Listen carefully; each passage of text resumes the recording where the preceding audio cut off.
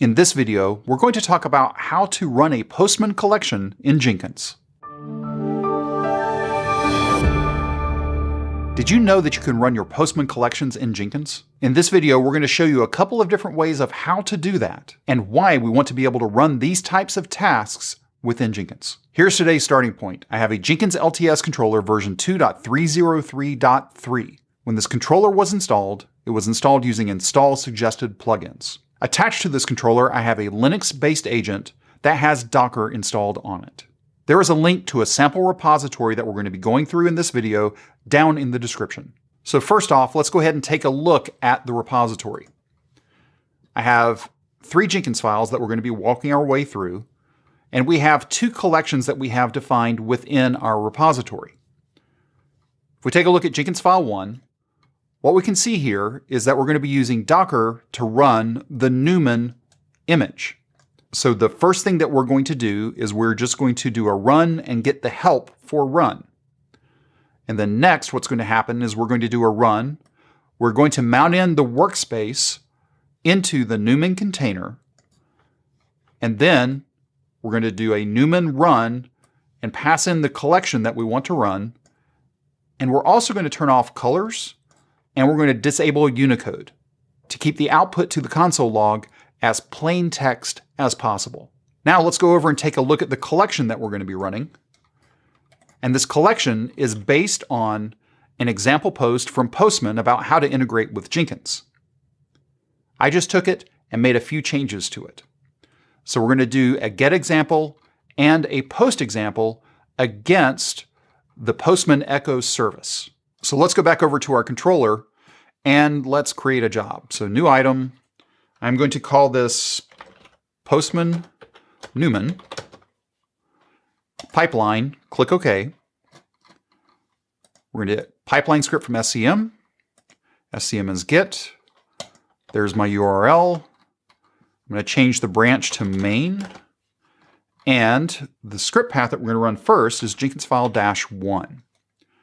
If we go ahead and click on Save and click on Build Now, what we're going to see when the job runs is we'll see that the output for Newman Run is here for the help, so we can see all the different options that we have available to us when we actually run this command.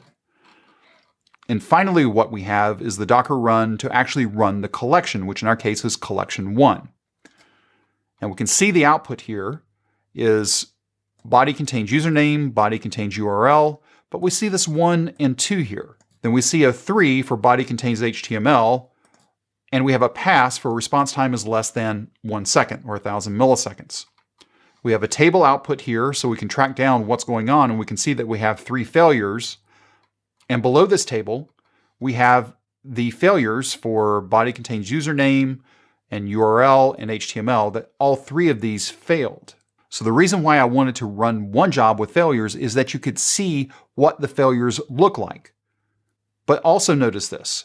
Since Newman failed, it gave us back an exit code of 1, which means that the job actually failed. So if we were to take a look at the output here, we can see that the run collection failed. Now in this example, the collection was written in such a way that it was meant to fail. So what we have is another collection and another Jenkins file that are configured to work.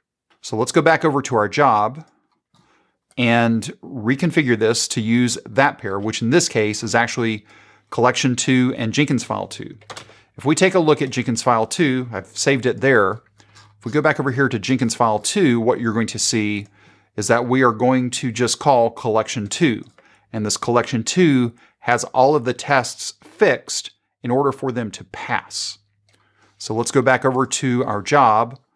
Click on Build Now. Remember, we've changed the Jenkins file from Jenkins file 1 to Jenkins file 2. If we take a look at the output for 2, there's our help again. And now we can take a look at the output, and we can see that body contains host passes, body contains URL passes, and body contains HTML, that passes, as well as the response time. So now we have 0 failures, and we get to the end of the pipeline, and we have success.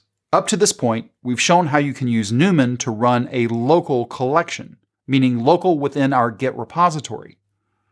But what if I have a collection already defined within Postman and I want to just run that collection and not actually pull that collection down and put it in my Git repository? That's fine. That's up to you. But there is a way to do that. And that is our Jenkins file 3.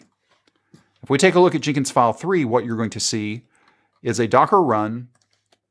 And instead of calling out to collection1 JSON or collection2 JSON, we have a URL that is the URL to our collection.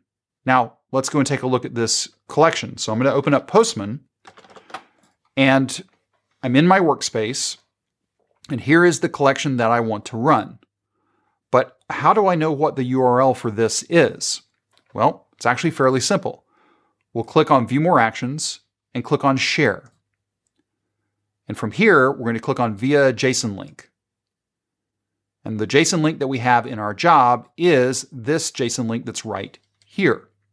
Now, the thing that you need to be made aware of is that anyone who has this link can access the collection, even people outside your team or organization. So if you're using this link, just know that it's open and accessible to anyone. So let's go back over to our job and make the change for Jenkins file 3. So what we have here in Postman Newman, we'll go back here and click on Configure, change the job from Jenkins file 2 to Jenkins file 3, and click on Save, and Build Now.